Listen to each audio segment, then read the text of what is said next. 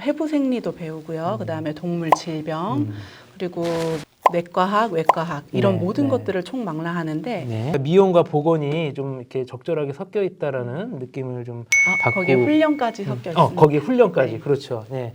대전과학기술대 같은 경우는 지금 동물보건사 시험을 볼 수가 있어요. 동물보건사 양성기관 인증을 획득한 상태입니다. 네.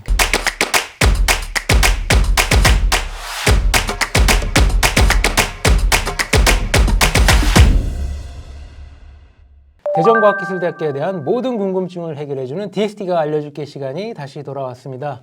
예, 안녕하세요. 저는 사회를 보는 입학처장 나인선입니다. 저희가 그동안 우리 학교 많은 학과 이렇게 그 이야기를 나누는 시리즈를 진행했었는데요. 또 나오지 않았던, 다루지 못했던 학과들에 대한 요청도 많이 들어와서 특별한 시간을 또 마련을 해봤습니다. 대전과학기술대학교에 대한 궁금증을 속 시원하게 해결해 주실 또 한 분의 교수님을 모셨습니다. 직접 소개를 한번 부탁드려볼게요. 안녕하세요. 저는 대전과학기술대학교 반려동물학과 교수로 재직 중인 양혜열입니다. 아, 네, 반갑습니다. 네. 카메라 앞에 스튜디오에서 이렇게 저랑 같이 이 프로 진행하려고 뵙게 됐는데요. 소감이 어떠신가요? 다른 영상들을 봤는데 교수님들이 다 너무 말씀을 잘하시더라고요. 그리고 그 인디 DJ도 굉장히 매력적이어서 저는 좀 오늘 긴장을 많이 하고 나왔습니다. 아, 예, 교수님 소개를 부탁했는데 저를 또 띄워주시는 그런 말씀을 해주셨네요. 오늘도 우리 반려동물학과에 대한 많은 궁금증 또 좋은 질문을 가지고 왔는데요. 첫 번째 사연부터 한번 좀 시작해 보겠습니다. 안녕하세요. 강아지를 오랫동안 키우면서 동물도 좋아하는 수험생입니다. 반려동물이라고 하면 보통 반려견, 반려묘 등만 떠올리게 되는데 진로를 보다 보니 동물원이나 아쿠아리움도 있더라고요. 그렇다면 반려동물학과에서 다루는 범위가 강아지나 고양이만이 아닌 것 같은데 정확히 어떤 학과인가요? 그리고 보통 어떤 곳으로 취업을 하고 어떤 일을 하는지 궁금합니다. 네, 저희 반려동물학과 같은 경우는 우선 반려동물에 대한 교육이 제일 기본입니다. 그래서 해부 생리도 배우고요. 그다음에 동물 질병, 그리고 내과학, 외과학 이런 모든 것들을 총망라하는데 그것들뿐만 아니라 야생동물 사육이라든지 곤충학 이런 것들도 배우고 있습니다. 전체적으로 고루고루 배울 수 있게끔 하고 있어서 훈련이나 미용 같은 경우도 다 배우고 있습니다. 졸업 후 진로에는 이제 동물원이라든지 아니면 실험동물도 사실은 저희가 이렇게 배우고 그런 자격증도 따고 있거든요. 그래서 그런 쪽으로도 이렇게 진로를 많이 나가고요. 아무래도 기본적으로는 미용사, 훈련사 그리고 동물보건사라고 새로 인증을 받은 제도가 있는데 그쪽으로 많이 나가고 있습니다. 네, 굉장히 그 취업처도 다양하고 또 어떤 그 자격증에 관해서도 그럼 우리 학교가 굉장히 장점을 많이 가지고 있다고 봐도 되겠네요. 네, 두 번째 사연 또 한번 이어가 보도록 하겠습니다. 반려동물에 관심이 많아서 찾아보니 진로 중에 동물보건사와 반려동물 미용사가 있던데 제가 볼 때는 둘의 성격이 완전 좀 다른 분야라고 생각이 됩니다. 혹시 수업을 할 때 처음부터 종류가 나뉘는지 아니면 여러 분야를 다 같이 배우는지 궁금합니다. 그리고 나중에 적성에 잘 맞으면 수의 간호사도 생각 중인데 어떤 방법들이 있을지도 알려주세요. 아, 또 유익한 질문이. 수업이 1학년, 2학년에 고루고루 그 미용, 훈련, 보건이 배치가 돼 있어서 같이 함께 배워나갈 수 있고요. 그다음에 미용을 할 때 훈련이 필요한 경우가 있고 또 뭐 보건 쪽을 동물을 케어할 때 미용이나 훈련이 필요한 부분이 분명히 있습니다. 통합적으로 배운다면 나중에 진로를 선택을 할 때나 아니면 자기가 나가고 싶은 길을 찾을 때 큰 도움이 되리라 생각이 듭니다.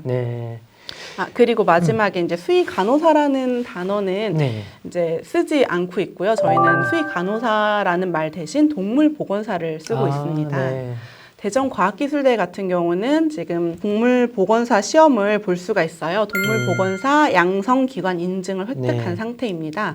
그래서 만약에 동물보건사가 되시고 싶다면 DST로 오셔서 열심히 공부를 하셔서 이 시험에 통과를 하시면 되겠습니다. 하여튼 뭐 질문을 듣고 보니까 미용과 보건이 좀 이렇게 적절하게 섞여 있다라는 느낌을 좀 받고 거기에 훈련까지 섞여 있습니다. 거기에 훈련까지 그렇죠. 또 이어서 한번 가볼게요. 잠시 우리 학교에 관련된 사연 하나만 볼까요? 대전과기대에 수시 1차에 지원했던 학생입니다. 1차 이후에 2차 지원도 가능한가요? 그리고 1차와 2차의 결과가 다르면 어떻게 되는지도 궁금합니다. 이 부분도 우리 학과 교수님께서 직접 답변해 주시면 좋겠네요. 1차에서 불합격하셨을 경우는 2차에서 이제 당당히 행복한 DST 생활을 하시면 네. 되고 네.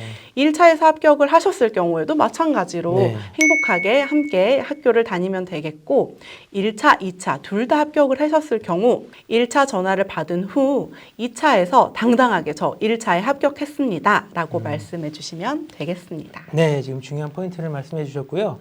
저는 어떻게 답변할지 좀 궁금했는데 이거 뭐 괜한 걱정이었네요. 예, 잘 설명을 해주셨고요. 이번 시간 벌써 마지막 질문인데요. 제가 한번 또 빠르게 읽어볼게요. 네. 안녕하세요. 저는 동물을 정말 좋아하는 학생입니다. 그런데 문제는 제가 털 알러지가 있습니다. 혹시 이런 사례가 있으셨는지 그리고 제가 이걸 극복하고 좋아하는 일을 할 수 있는지 궁금합니다. 네, 이건 좀 웃을 수도 울 수도 없는 사연인 것 같네요. 이런 걸 우프다고 하나요? 제 지인도 가장 좋아하는 과일이 복숭아인데 복숭아 알러지 때문에 저는 굉장히 좋아하는데 손도 못 대는 경우가 있더라고요. 잔잔한 털 같은 게 있어서 그런지 충분히 이런 고민할 수 있을 것 같은데 좀 슬기로운 또 조언을 좀 해주시죠, 교수님. 알레르기가 참 어렵죠. 가서 이제 기침이 나기도 하고 호흡이 좀 곤란하기도 하고 이런 여러 가지 문제가 있습니다. 털 알러지라고 이제 질문자님께서 학생께서 말했는데 사실은 털 알러지가 아니라 네. 털에 묻어 있는 타액이라든지 동물의 타액 예. 아니면 뭐 각질 이런 것들 때문에 일어나는 거거든요. 네. 만약에 혹시나 이제 질문 학생이 일을 하다가 알레르기가 심하게 돼서 네. 호흡이 좀 곤란이 온다거나 이렇게 되면 이제 학생도 위험할 수 있지만 학생이 케어하고 있는 아니면 학생이 뭐 미용을 하고 있는 훈련을 하고 있는 동물도 함께 위험해질 수 있습니다. 그래서 네. 그런 것들을 조금 생각을 한번 먼저 이렇게 잘 해보셔야 되고요. 나만 생각할 게 아니라 네. 동물도 한번 생각을 해주시는 게 좋을 것 네. 같습니다. 그러니까 우리 동물의 털 자체는 뭐 큰 문제가 없다. 네. 우리가 그런 상식을 알고 대처하시면 좋을 것 같습니다. 자, 이렇게 마지막 시간까지 끝내봤는데요. 끝났으니까 또 소감 한마디 좀 여쭙고 싶은데요. 어떠셨나요? 오늘 이 프로에 대해서. 지금은 조금 긴장을 약간 덜 하게 되는 것 같습니다. 네. 답변을 함으로써 우리 과에 지원하고 싶은 친구들 혹은 DST에 지원하고 싶은 친구들이 많이 궁금증이 해소가 됐다면 네. 그걸로 굉장히 기쁠 것 같습니다. 네, 감사합니다. 어떻게 오늘 여러분 이 시간을 통해서 또 우리 반려동물학과에 대해서 궁금증 잘 해결되셨나요? 자, 이렇게 또 시즌2로 오게 돼서 반갑고요. 오랜만에 해서 저도 살짝 긴장이 됐는데요. 모처럼 마련된 시간, 유익한 정보의 시간이 되었으면 좋겠습니다. 다음 이 시간에도 또 새롭고 또 알찬 시간으로 돌아오도록 하겠습니다. 우리 대전과학기술대학교에 대한 모든 학과 궁금증이 계시다면 우리 학교 입학 홈페이지에 있는 Q&A나 각종 영상에 댓글을 남겨주시면 저희가 선별을 해서 또 유익한 시간으로 다시 돌아올 수 있도록 하겠습니다. 제가 아까 부탁드렸죠? 마지막에. 그냥 한번 해볼까요? 제가 하나, 둘, 셋 하면 구독과 좋아요, 알람 설정까지. 자, 시작. 구독과 좋아요, 알람 설정까지. 예, 안녕. 감사합니다. 감사합니다. 수고하셨습니다. 네. 감사합니다.